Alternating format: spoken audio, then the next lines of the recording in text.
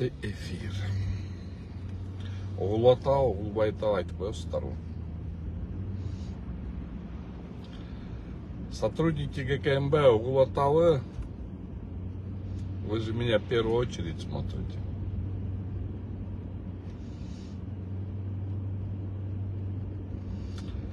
Да, bir kişi kim girdi oldu kim bir kişi? Сотрудники ГКМБ girse gerek. Bahtiyar Adrıymış. Salam aleykum. Так, 4 kişi efirde. 5 kişi Akjoltoy, kandayсың укам? Жақсысың ба? Таңғы эфир. Так, 8 kişi.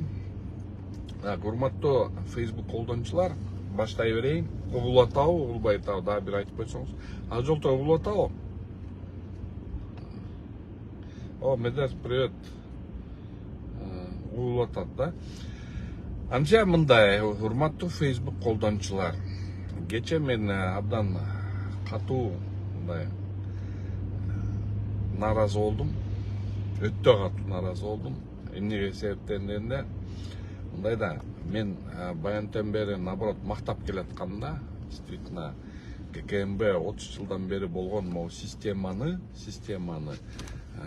по линии ОПГ, по линии коррупции абдан жакшы иштерди кылган. Потому что мына судьялар жатка албай калды, көп жатка албай калды. За это можно эме. Анан ошону эртерээк мактап койгон окшоймун деп ойлойм. Эми тиги жумушуна баа берип атам дагы эле. Бирок бул жагынан бул өтө туура эмес. Азыркы сүйлөгөн кайрылым ушу дагы мындай орустар айткандай надежде Камчы Кыдыршаевич же Курманкул Токторлевич кабыл алабы деген, кабыл алабы, анан мен ошону уга алабы, мен ошонун баарын түшүндүрүп берейин деген мааниде айтып атам. Бирок кечеден бери ошо чалып атам, туугандарына тияка бияка чалып атам. По-моему, булар уже мындай эмеде простой карапайым эл менен же адвокаттар менен сүйлөшкүсү келбей калган, мурдагы инилери менен сүйлөшпөй калган деп ойлойм. Курманкул Токторлевич, кандай болбосоң да досум, кабыл аласың, кабыл албайсың билбейм, бирок жата мындай силер өдөрөк турат болушуңар керек, өзүңөрдү өдөрөк кылып койсоңор керек, кабыл албайт болушуңар керек. Камчы эке, братаным болчусуз, болосуз, эссиз, братанымсыз. Баягы эле сизди жакшы көрөм, билесиз. Бирок бул пакта эмес. Мен силерден ушу мени кабыл аласыңарбы деген, Кече мына талай када чалдым, звонить эттим, момундай беспредел болуп атат ГКМБД деп айтып, ошонун баарын айтып келдим, бирок жооп болгон жок. Камчы эке, кабыл алсаңыз, мен сизге көп нерсеге, мындайча айтканда, силердин тегерек ошол жерде сотрудниктериңер көз боемочулук кылып туруп сизге кээ иштерге очки кийип койгонун, ошонун баарын далилдеп көрсөтүп берет элем. Көп иш менен. Бирок кабыл албайсызды мен билип атам, кабыл албайсыз. Мейли, анда деле мейли. Тада жок дегенде ушул эфирди көрөт болушуңуз керек. Мен билем, Садыр Нуркожоевич мен эфиримди көрөт постоянно. Билем аны.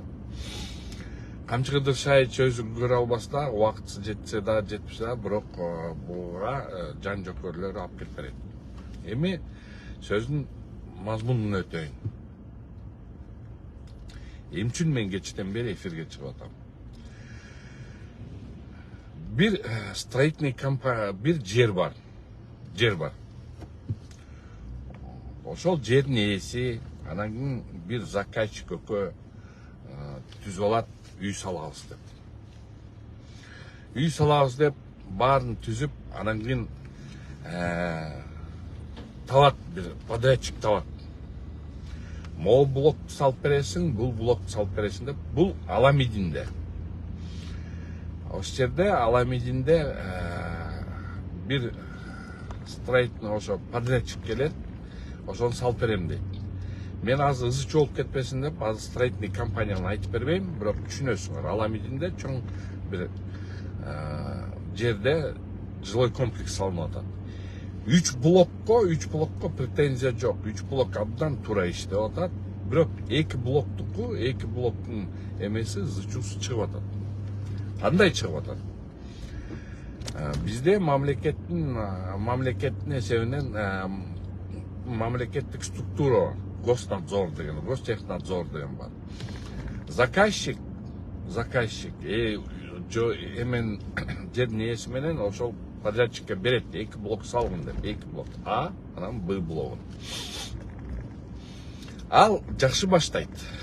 Ошо Нурис деген жигит жакшы баштайт. Молодец. Эч эмес жок. 6 этаж каркас көтөрөт. Заказчик, көзөмөлдөш керек. Анткени эртеңки күнү подрядчик кетип калат, бул үйдүн ээси ошол заказчик жоопко тартыштуу болот. Анан заказчик сурайт, мага бергиле, бул технадзордун өтүп атасыңарбы, муну өтүп атасыңарбы деп, бергиле деп заказчик сурайт. Кат жөнөтөт, бергиле деп. Заказчик, подрядчик бербейт. Нуристе ошол бербейт. Эмени бербейт, анан сала берет. Анан ошол жерден эле технадзорго даярдап экспертиза өзү Нуриспи ошол өзү өткөзөт. Эмени экспертизаны, строительный экспертизаны ошо 6 этажга, ар бир этажга деп өткөзөт. Ал строительный экспертиза берет. Могу жерде момундай трещиналар кетти ригилдерде. Могу жерде момундай болду. Муну только 70 гана проценти ошол үйдүн эмеси, 70 гана проценти цементи нормально, 30% жарабайт. Кирпичный кладка вообще жарабайт деп туруп ошондой экспертиза берет. Муну эч ким билбейт, заказчик билбейт, эч ким билбейт. Анан кийин ошонун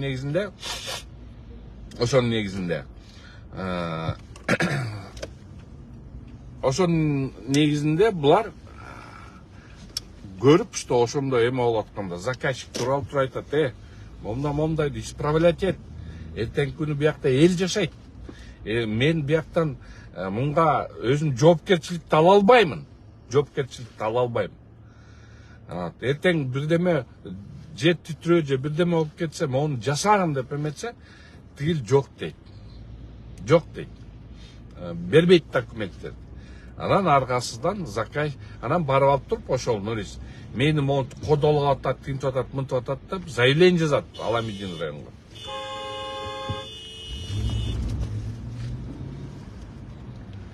Анан ошентип туруп жазат заказчикке жазат.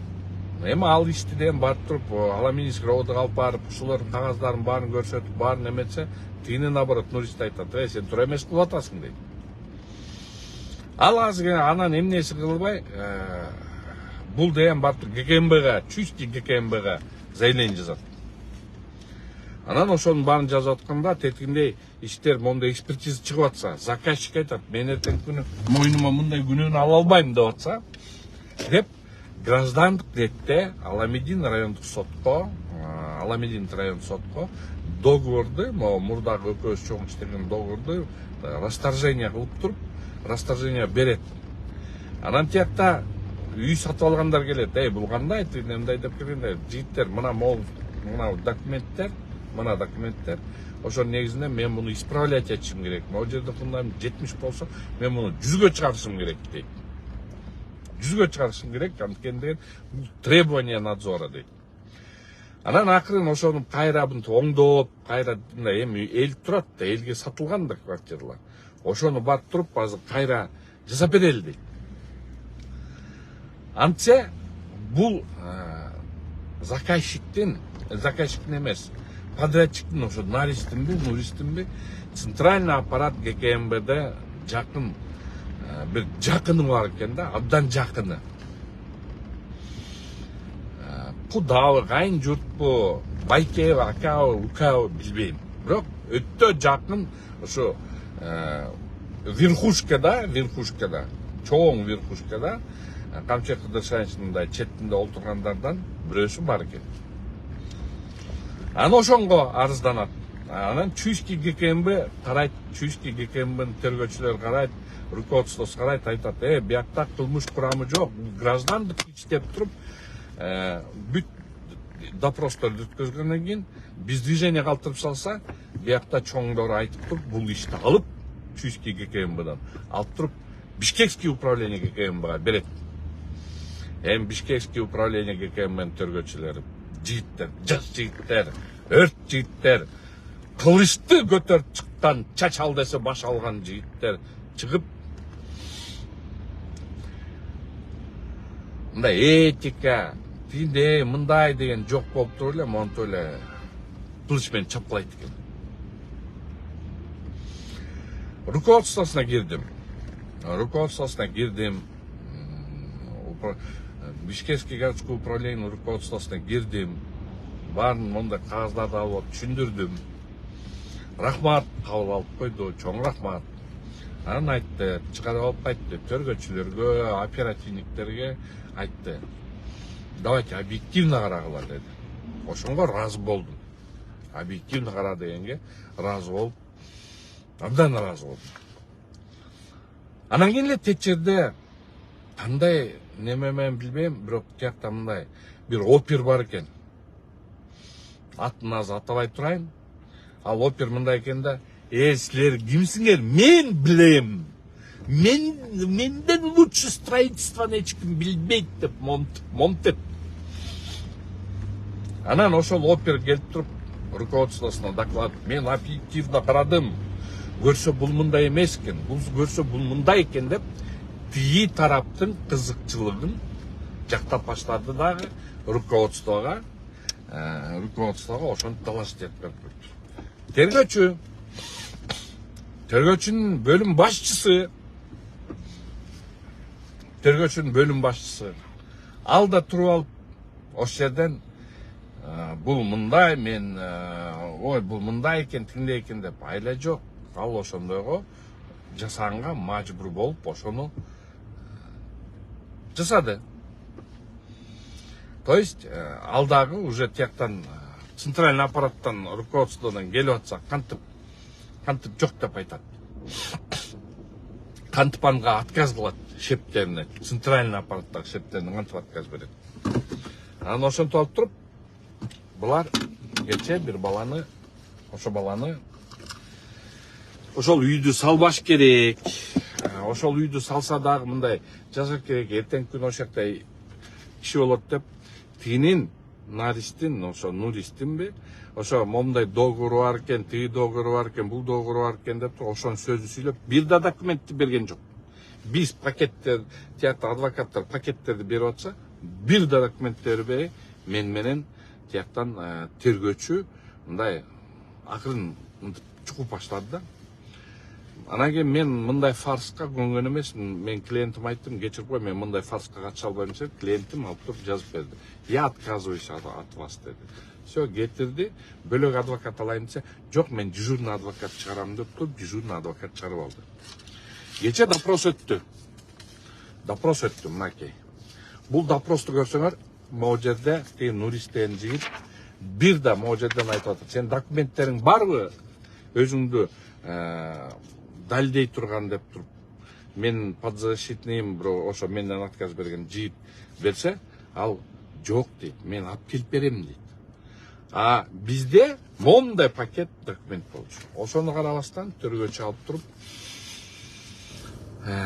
мени провоцировать этти скандалга. Айла жок, мен уже отказ берип атканда ошону видео тартып баштады.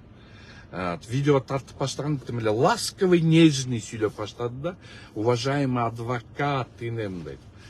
Тиякта болсо, деп монтип сүйлөйт. Жаш бала, мен балдарыман, бир топ кичүү бала, мен ага тергөөчүмүн. Биз азыр любойн жайлап коебуз дейт. Анан кийин видео сайылганда шак ошо видеону сайып алып, ой, уважаемый адвокат деп кайра кино ойнодум. Мен сразу качпайын деп чыгып кеттим. Бирок ошондон кийин мен буларга түшүндүрүп берип атам. Азыр силерге түшүндүрүп берип атам. Кантип ошол Нурис деген бала 130 квартир сатыптыр. Еще мындай туруза элек үйдө 130 квартир сатыптыр. Заказчик ова где-то 30 квартир сатыптыр. Эми бул заявленияны жасады. Заказчик ошону кой, сноска кетпесин деп укреплять этип жумушту жасап, баарын жасап атса, ошону алып туруп каматып салды. Жала жаап каматып салды. Эми вопрос. Эртең күнү сноска кетип калса, сноска ошол үй кетип калса, департамент до Верховного суда ушуну технадзор алып туруп сноска кетирип салса. Тетиги заявитель Нурис. Эмне кыласың? 136 кишини сатыптырсың. Башагы 4,5 миллион доллар алыптырсың ошол жактан. Ошол 4,5 миллион долларга сен 6 этаж каркасле 600 миңге коротуп турсуң. Калган акчаң барбы? Ошонун баарын сала аласыңбы? Ошону до конца бүтүрө аласыңбы? Вопрос. Бүтүрө албайсың. Анткени бул акчаң жок. Эмне себептен деген сенде ошол жакта двойной продажалар болуптур Нуристен атынан. Могу подрядчик. Двойной продажа биз эле 4 факты таап чыктык. Биз 4 факты чаап чыктык. Биякта кайра баягы эле Мурас Мега чыкты. Мурас Мега 16 квартира алыптыр. Ошолордун баарын ордуна коюп бере алабы бул жигит? Коюп бере албайт. Ошон үчүн Нурис заявление жазып, өзүнүн кылмышын жабыштын аракетинде кылып, тиякта туугандар жардам берип туруп, бөлөк кишини каматып, ошо үйдү жасап, элдерге кой, ошол Нуристин дольщиги бунун дольщиги эптеп ошолорго баарына салып берейин. Эметпесин деп туруп, прибыль деле көрбөй эле коюн, ошону салып берейин. Элдин астында уят болбойн деп туруп, баарын жасаган баланы каматып, эми өзү сала алабы деген вопрос. Ошону кечке түшүндүрүп берип аттым. Руководствого да түшүндүрүп бердим. Следовательдерге да баарын түшүндүрүп бердим. Ар бир өз сөзүмдү далилдеп, ар бир кагаз менен далилдеп бердим. Ар бир кагаз менен далилдеп бергем.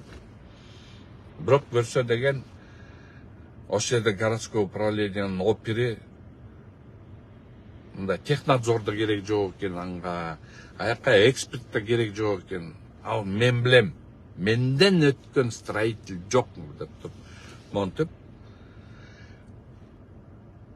туура эмес руководствосуна докладывать этип, өзүнүн ойнотуп, же бир заинтересованность барбы билбейм.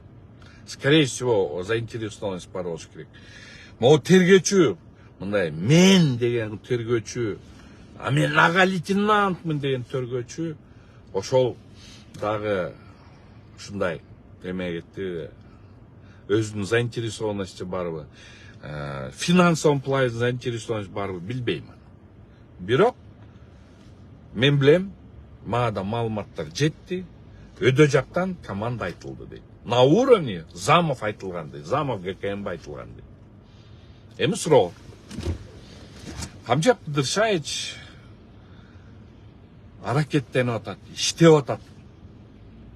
Ишти мондайынан бүт системаны сындырап молодец. Бирок ошону менен прикрываться этип, ошол жерде центральный аппаратта ГКМБдагы жигиттер өзүнүн кызыкчылыктарын сактоо иретинде ушундай ишке барып атат. Мына көрдүңөрбү? 1000 жолу жакшылык жашасаң, элге көрүнбөйт дейт. Бир жол жаман нерсе жасасаң, ал сразу көрүнөт дейт. Биздин өзүнүн генетикабыз ошол. Элдин генетикасы ошол. Бирок силер деген ГКМБ бул деген мощный ведомствосуңар. Силер дегенде бир деген даже ошибка болбош керек. Силер по большому счету ошол жерде Камчык Дыршаев тегерегинде жүргөн, ошолор команда берген.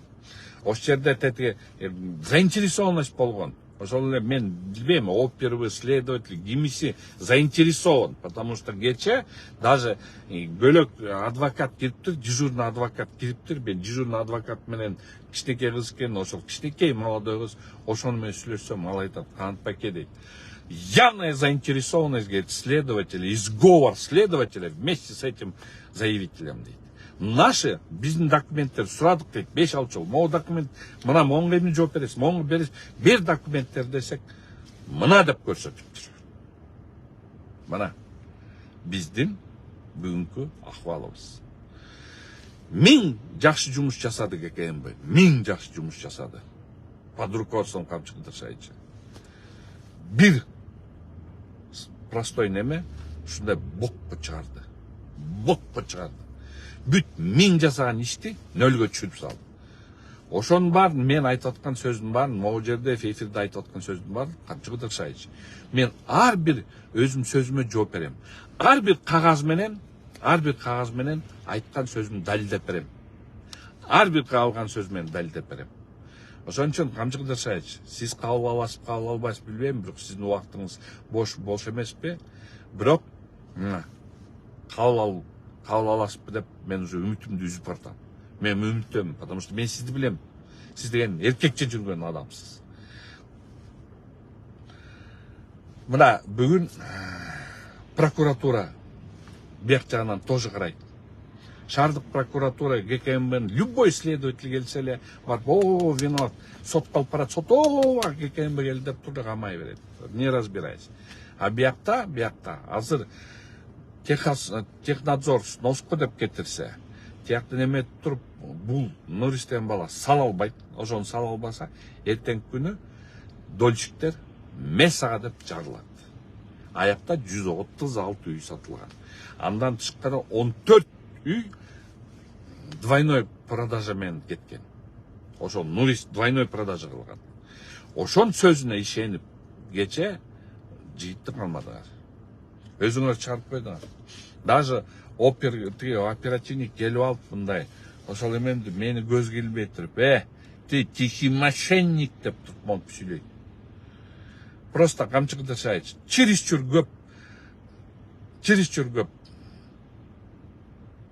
полномочия кетти да. Бул жаш балдар ошол полномочияларды көтөрө албай калды. Реально уже көтөрө албай калды. Уже көпкөнүнөн көтөрө албай калды.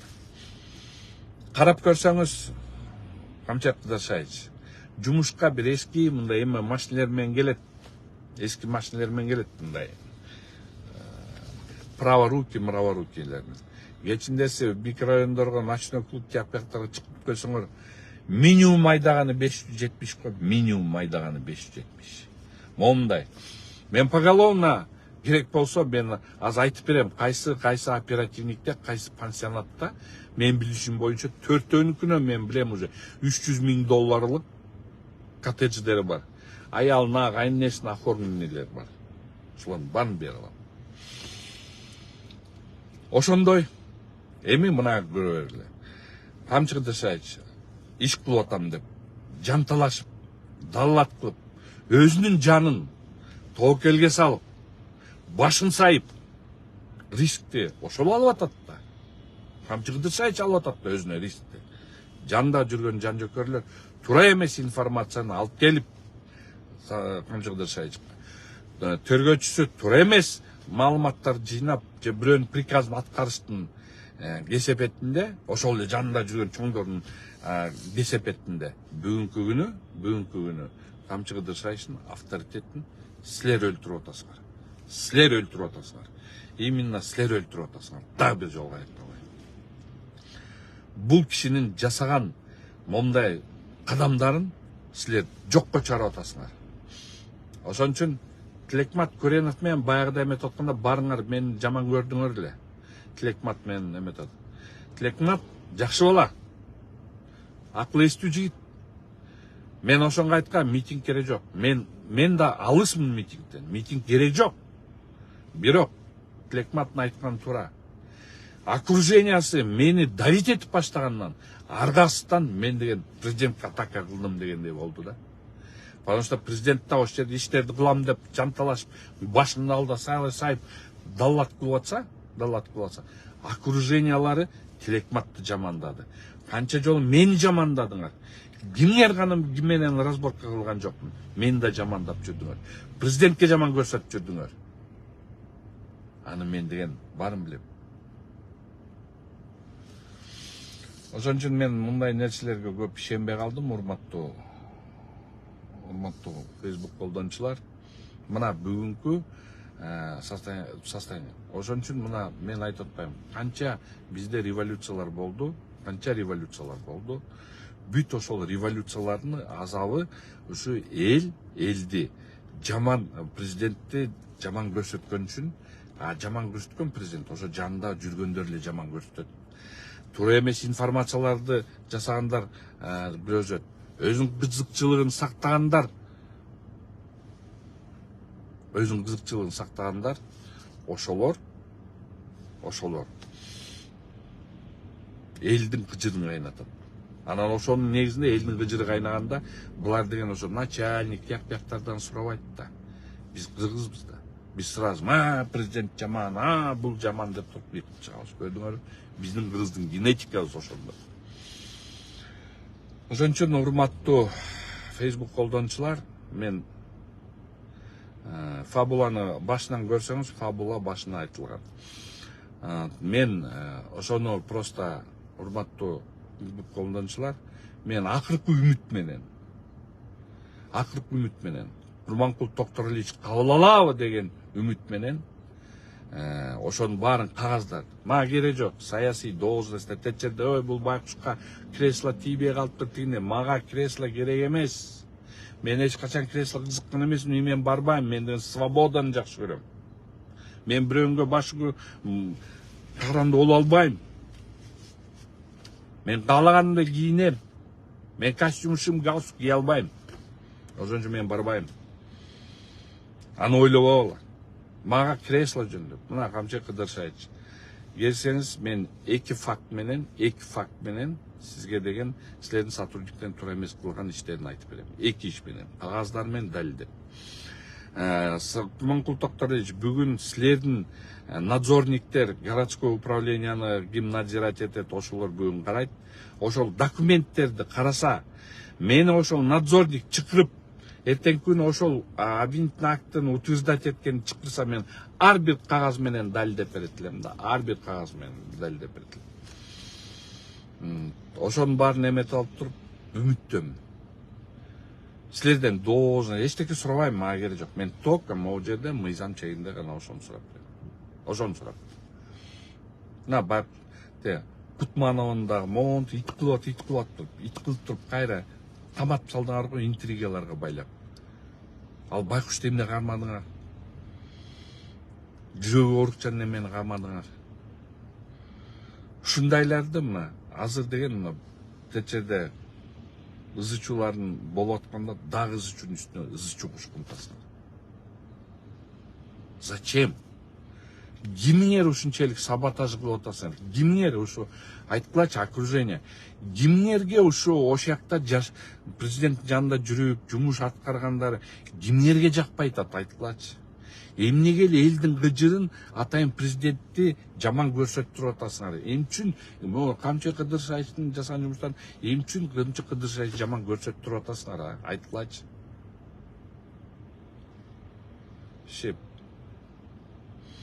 Кечирип коелу, бөт ит эле экенсиңер да. Жаман көргөзгөн президентти именно силерсиңер да. Ошон үчүн силердин кылган иштериңердин натыйжасында президент менен Камчы Кыдыршайычка сөз кетип атат. Бетиңер жок да. Рахмат. Эч ким кабыл албайт, ыктыяр. Мен кабыл албайт. Анткенде мен кабыл алышпайт да. Алиюш, привет. Че, решила там по вот этим машинам по RAV4, которые МВД забрала или нет? Тоже нагло, беспредельно. Шуну менен жакшы алыңыздар, аман болуңуздар. Аман болсун Кыргызстан. Всегда алга Кыргызстан дечү элем. Эми болсо момундай жан жөкөрлөр баары мындай өзүнүн кызыкчылыгын жасайбыз деген жан жөкөрлөр ушундай мындайча айтканда кашкырларга койлорду кайтартып койгондорго аман болсун Кыргызстан деген сөз. Кыргызым аман болсун.